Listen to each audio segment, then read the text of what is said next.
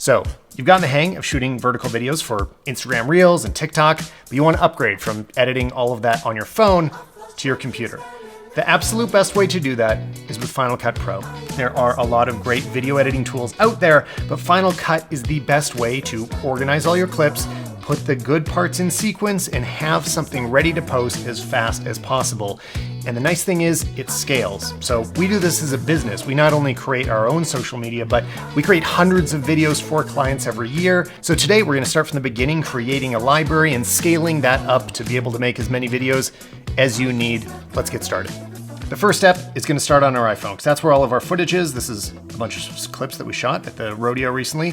And you could just transfer everything all at once, select all of it. I think today it's going to be worthwhile to just select my favorites and send those so I'm not clogging up my computer quite as much. So then I can just look at all my recent favorites, select them all, and airdrop them to my computer. Now, as these transfer, one note I'll make is that I shot a lot of this in slow motion. Make sure that you've edited that slow motion the way that you want before you transfer, because you can't change it afterwards, so do it on the phone. Some really quick steps in the Finder before we jump into Final Cut Pro. I'm gonna create a folder called Rodeo Highlights. And if I move through this stuff too fast, I have videos about the basics of Final Cut Pro. And if this video looks familiar, we're gonna create a media folder. But that was a few years ago, a few iPhones ago. I wanna make sure we're up to date. So in that media folder, I'm also gonna create a folder called Video and Audio and whatever else might happen to be in the project you're creating. Maybe you have images. You don't have to create more folders than you're gonna use. And now we're gonna grab all of those airdropped videos, drag them into the video folder, and we're on our way. Now, into Final Cut Pro, we're gonna go to File, New, Library. And yes, I create a new library for every video project that I'm gonna create. The only exception is if a bunch of videos share the same video clips, then I could use one library for multiple videos. I'm gonna also call this Rodeo Highlights, and to save some time, I'm gonna select that text and copy it because I'm gonna use it once more and save. Now, if we go back to the Finder, we're gonna see that is what a library looks like. One thing I want you to keep an eye on is the size of that library. I'm gonna try to show you how to keep it small. Very common issue in Final Cut Pro is the library balloons and becomes enormous, and it does not have to. So I'll show you all the settings you need to know. Just if that starts getting big, double check your settings. So now in Final Cut Pro, over here on the left, this is your library. Make sure it's selected. I want you to look at one thing before we get in there. On the right, it says Rodeo Highlights, Standard Gamma SDR. Did you record your video in SDR or HDR? Because the default on iPhone is HDR. I recommend everybody switch it to SDR. If you don't know, you're gonna have to look into this, but just make sure that it matches the way that you shot. Everything I do is in SDR. Great, now we're gonna import our videos, and there's a big button for it here, which we could click, or we could go to File, Import, or I'm gonna try to remind you guys of what some of the most important shortcuts are in Final Cut. We're gonna say Command-I for import. And the slow way to do this is I could try to navigate to that same folder, but I'm gonna do a little shortcut, go back to the Finder and just drag the media folder, and now it's showing me all of that content. So I want to import all of these videos. There they are. I'm just going to click, select them all. I'm pretty much ready. Let's just take a look at these settings on the right here. Most of the defaults are okay. We don't want to add a bunch of these analysis features. This will slow down your import and you're probably not going to end up using them anyway. We're going to look over here at Files and check out Copy to Library. So what Final Cut wants to do is put all of the video clips and audio and all that inside of the library. So that's when it would start to get big. We're trying to avoid that. So we're gonna manage it ourselves and say, leave files in place. The rest of these defaults are fine, import selected, and let's double check. Did the library get big? It's only 4 megabytes. Perfect. That's just like metadata. All the library should be storing is information about the edit, but not the actual files. There's one more thing we can do to prevent that bloat. In Final Cut, we're going to go to Settings, and if you click Import, you can change this default for everything. So I always have that set to leave files in place, and then everything that you import will be treated that way.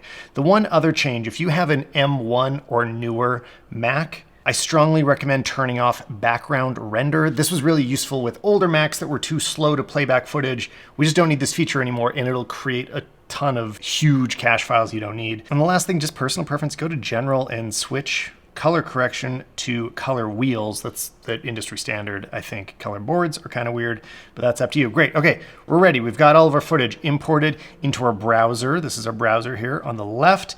They are inside of an event. You only really need one event for most things. I don't spend much time worrying about events. But as we move our mouse along, we can skim through and see the highlights of our footage. And you can see I've kind of resized things to optimize for this vertical view. Like the default might be something like this. Doesn't make any sense. We're editing vertical. So let's kind of move it over like that. Make sure we got enough space with our timeline here. And speaking of, we don't have a timeline yet. Let's create our very first one. We could either click new project or, like I said, I like shortcuts. Command N will give you the new project dialog.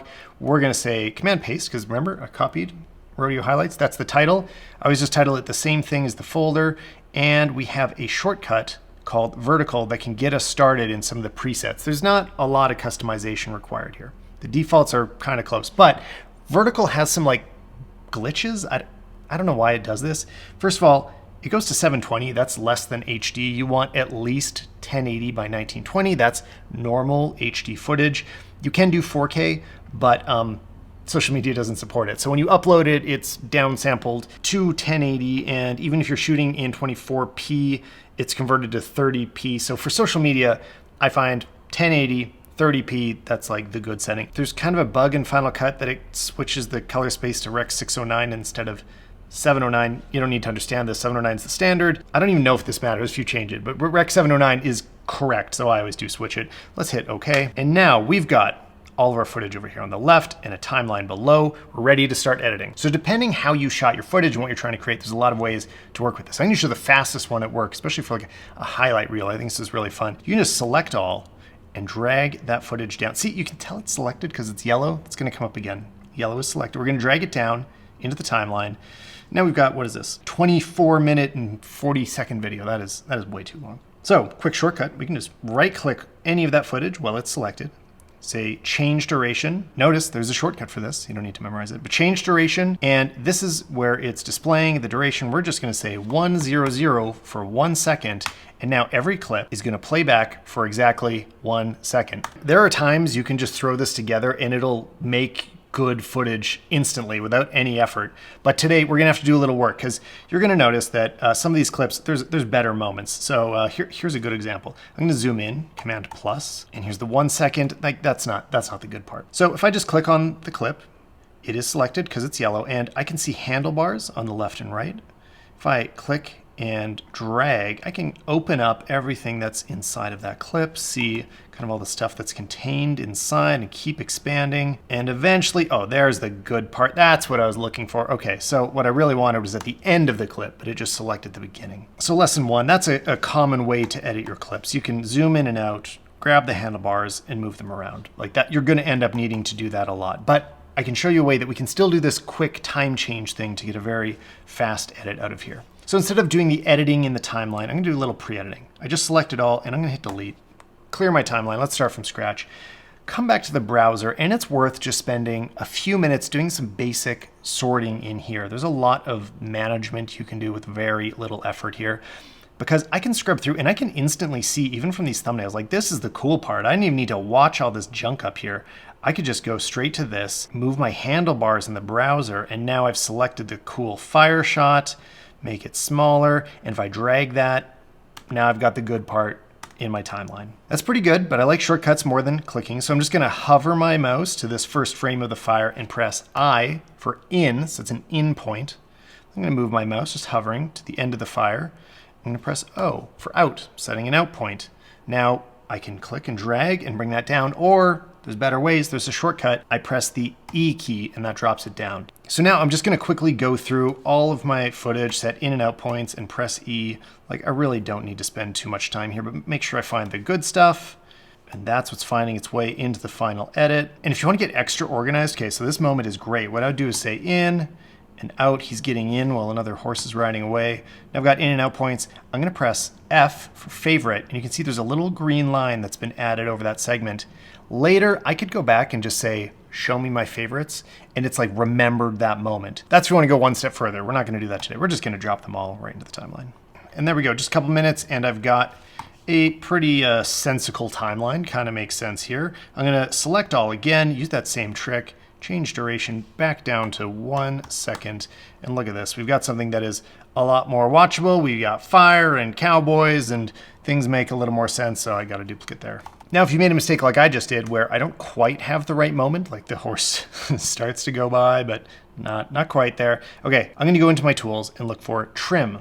No, that's not true. I'm not gonna go into the tools. I'm gonna press T for trim. That's what I'll do. I'm gonna press T, and I'm just gonna move my clip left and right until these previews show me that the horse enters and kind of leaves the frame. And that's the 1 second that I want. Make sure something cool is happening. Same with this. I just kind of missed the fire there. Let's trim it to make sure fire is going through that whole shot.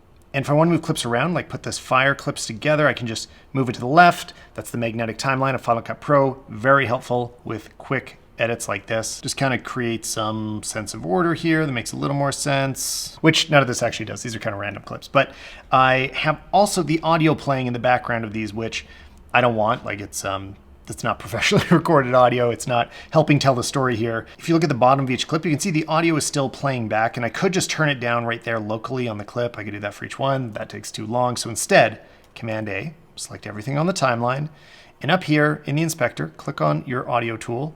Make sure that your volume is turned all the way down. I'll just say -99, or you can grab this slider and move it around. And now there's no audio coming from my clips because I'm gonna put something much better in. Now, if you watched my videos before, you have heard Artlist playing music in the background because that's my go-to source for music and audio effects. And Artlist is the sponsor of today's video. So I'm gonna search for Cowboy Cinematic. And there are so many good cinematic clips here. I love this new feature, highlights, that'll just skip to the good part of the song so I kind of know what it's all about. Perfect. Now I'm going to download the MP3. Usually I use the MP3 instead of the WAV because I don't need to edit it later. I like the smaller file size. Now I'll go back to the Finder, and remember we created an audio folder, very helpful. We can just drag the music in there. There's our audio. So the way I like to add this to Final Cut is actually just drag and drop. Like I keep my Finder window open and I just grab the whole audio folder and I drag it over to my Final Cut event. Part of the reason I do it this way is now it has a keyword on it. See this key? It is keyworded as audio, so I can find all of my audio together later. Same trick works for video. I can drag that over. Now everything is in a video keyword too. There's a lot of ways to use these keywords. The keywords are more helpful than events. Like some people try to use these events as folders. The keywords are the way to organize things. Now to stay organized, I'm going to right click and say assign audio roles. This is music. It is not dialogue. Now it's the right color. I'm going to drag it underneath, zoom out, and just like with my video, I'm going to set an in point and an out point for the good part of the song. All right, pretty good. Just need to trim the end so that it all lines up. Now we'll come back to our list for some sound effects. I'm going to look for flames. Let's try strong wind driven flame. Add it to the audio folder, drag it over. Now to stay organized, assign audio role. We're going to make it an effect and just make sure that it starts at the same time as a flame and we're good to go. So I'm betting you've heard of Artlist before, you know they have great music, or you've used them yourself because like they're amazing. But what you may not have tried is their new voiceover tool. Artlist wants to be the go-to platform with all of the assets that any creator needs. They're the first ones to have professional quality AI voiceovers from professional voice actors. I don't know if you're as sick as I am of the AI voiceovers on TikTok. These sound so much better. So let me show you how you can use them. First, you're going to go through and just listen to some of the different samples they have here. Every child deserves someone who believes in them. Once upon a time. Simplifying your life means focusing on what... So let's narrow it down. I kind of wanted it to sound like this guy is narrating it. So let's say we're looking for a male. We can do video categories. I'm going to go for trailers. Select the voice and then type what you want them to say up top. Hit generate. And in just a few seconds, really quickly, we have our first voiceover. There's more to a cowboy than a hat and boots. That's not bad. Let's try adding it to our video. I have to turn down our music to hear it. There's more to a cowboy than a hat and boots. All right, that voice is great, but it's too soft for what we're looking for. Let's use that same text, but this time rural. There's more to a cowboy than a hat and boots. Oh, yes, that is what I'm looking for. That's great. It's a way of life. Okay, so there's a few things you always want to do when you're editing a voiceover or a role in Final Cut Pro. If you've recorded it yourself, you're going to have to master it, but it's already pre-mastered from Artlist. It already sounds great. Still, we're going to do the same thing. So let's say you wanted to change the volume. We might go into our effects over here. And really often I go to levels and I grab my limiter, drop it on there. And this lets me just turn up the gain, turn up the volume without actually clipping. But since this is already loud enough, let's just turn it down as an example here. And see how that's edited the whole thing, but I might want to chop this up. So what I can do is I'm going to right click and go to new compound clip, or shortcut I use all the time, Option G creates a compound clip. It doesn't matter what you name it, just say okay. And a compound clip is kind of like a folder. If I double click it, I'm like inside of a folder that has that same audio. So now I click back and I'm back in my normal timeline. I can go in and out of a compound clip. And I'm going to add some cuts. So I'm going to use Command B for the blade tool to trim between his sentences here and kind of just break it up. So he says these things spread throughout the whole video. There's more to a cowboy than a hat and boots. But then later I remember I forgot to add EQ. It's okay. If I just double click any part of it, I'm back inside that compound clip. I can go grab my EQ, drag it on top, and now that effect is changing everything within the whole video. Maybe I'm going to kind of scoop it like that, make sure the EQ is before the limiter. And now when I go back to my timeline, it's applied to the voiceover all throughout. The same goes for A-roll. This is so powerful and useful. Any long clip should be in a compound clip so you can make these changes. There's more to a cowboy than a hat and boots. Okay, but I want that first sentence to have a little more personality. So I'm gonna go back to Art List and I'm just gonna regenerate that first sentence. I'm gonna look at my voice settings and I can do things like emotional range, and I'm gonna crank that to super expressive. And same with style. Let's give it a little bit of a style boost. Now I'm going to generate it again. So let's see the difference. Our first one sounded like this. There's more to a cowboy than a hat and boots. And now we're at this. There's more to a cowboy than a hat and boots. Which I love. Like, you can go through different performances with the same voice. And of course, it also understands punctuation. So if this was a question. There's more to a cowboy than a hat and boots. I mean, it's pretty good. Like, I don't know how they do it, but this is really professional quality voiceover work. Like, I'm amazed what this is able to do so quickly without having to send a bunch of emails back and forth and iterate. You can just do it yourself, all in one place. And all of these voiceovers are covered by the Artlist license. So how do you get access to it?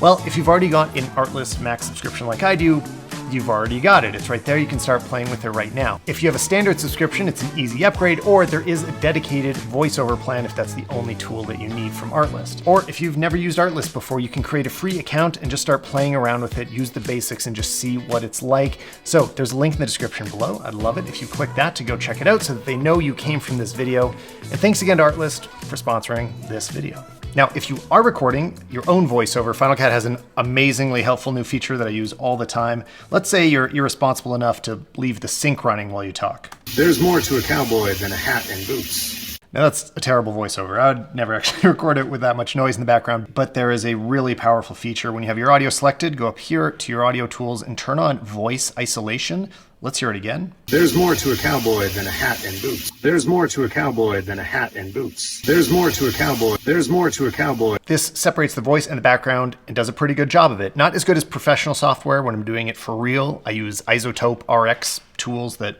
do an incredible job, but this is very usable. Often I'll just turn it to 30% to subtly remove, like, say, a bit of air conditioning in the background. This one I've got to show you if you haven't found it already. Best new feature in Final Cut Pro in a while. I love it. Okay, so this clip, it's already slow motion of the horse running by, but it's too fast. I want this horse to run by forever. I want to be much slower. So in the olden days, you could click on the clip and then go over to here, or, I prefer Command R to bring up your speed tools. And then over top, you've got this little speed control. And I could just say slow 25%. That's going to slow it down quite a bit. Let's watch what happens.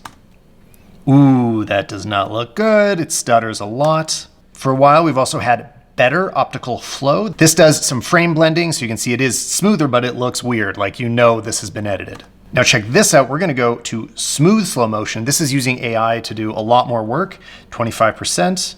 And check this out. It's slow motion. It's amazing. It really fills in those gaps. And what's crazy is now I could turn this all the way down to like 10%. I would have never done this in the past. And now it's usable at 10%. Even if you didn't shoot in 60 frames or 120 frames per second, you can slow anything down now. I love this feature, and the fact that it actually works blows me away. But what really kills me is the way Final Cut does color management. It's still not good. I did a whole video about editing log footage in Final Cut, but this is what they gave us instead. So here's a new tool. So let's pick a clip, and up here in the top right, we're gonna go to our color tools. Right now there's no corrections on it. We're gonna add a color adjustment layer. This is relatively new. And this is a machine learning AI tool called Enhance Light and Color. Let's click it. I just find it to be pretty unpredictable. Like, it's using machine learning to average out colors, and sometimes it does a good job, but I find overall what it's doing, like, let's try it again here.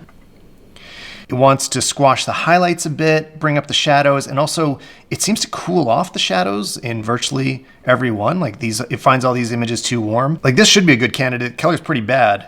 And when I enhance it, it just doesn't do what I would want it to do. It just like made the background kind of blue, and I don't know, just made it all cooler and more contrasty. I just find it a bit unpredictable, and it seems like when the feature came out, everybody loved it on first inspection, but now that I've tried it a few times, I haven't found it useful. But what would be useful is color management. DaVinci Resolve does it. Final Cut, get on it. I want color management throughout the whole program. That makes sense. But let's give them a little credit. One new feature they did add that helps is now I can rename those color adjustment layers and say, I don't know, this is like auto adjust. You can name each layer so that it's organized. That wasn't there before, so it's a welcome addition. Now, since we're doing this on a computer instead of a phone, you can really refine certain effects with more detail than you could otherwise. So I just want to show you one cool trick. You do need an external plugin for this, but it's pretty awesome. So if I grab this clip and I copy it and I paste it and put it on top, I'm going to open up my effects, and I've installed Roto AI, which is this really cool tool for motion VFX.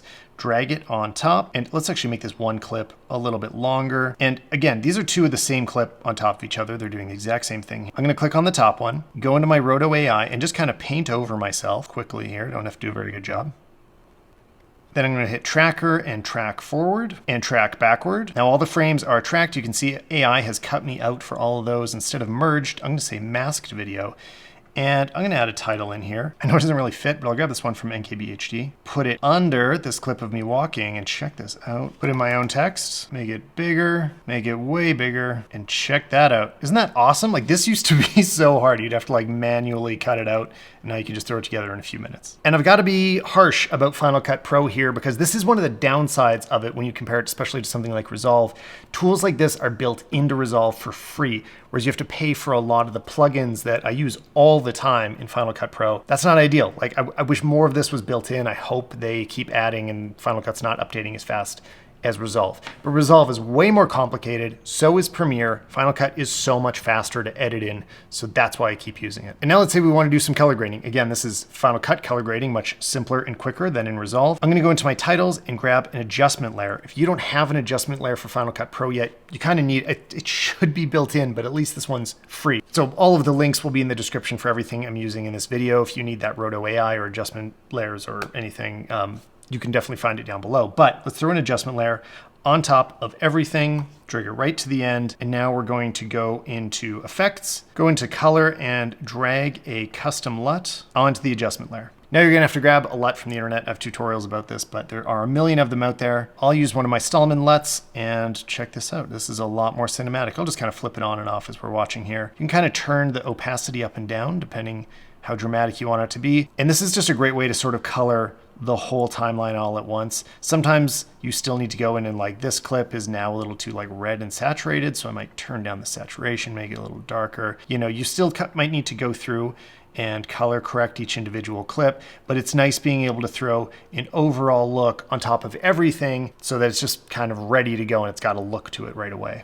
Common question I get is how to do captions in Final Cut Pro. There is a plugin called Caption Generator for Final Cut. It's in the App Store. It does its job well, but it's very clunky to use. I actually usually end up just adding captions inside of the social media app instead of in Final Cut. But we still need to export this to make sure we have the highest quality upload in the end. So we're going to go to File and Share and Export, or what I'm going to do is I'm going to press Command E, which is our export shortcut. The info tab, you don't have to worry about this. You can change that later. Settings, that's what we're concerned about. We're gonna make sure this is correct. So there are two common settings I use, either in audio and video. You wanna make sure that, well, you're not exporting in ProRes. That's too big for social media, it makes no sense.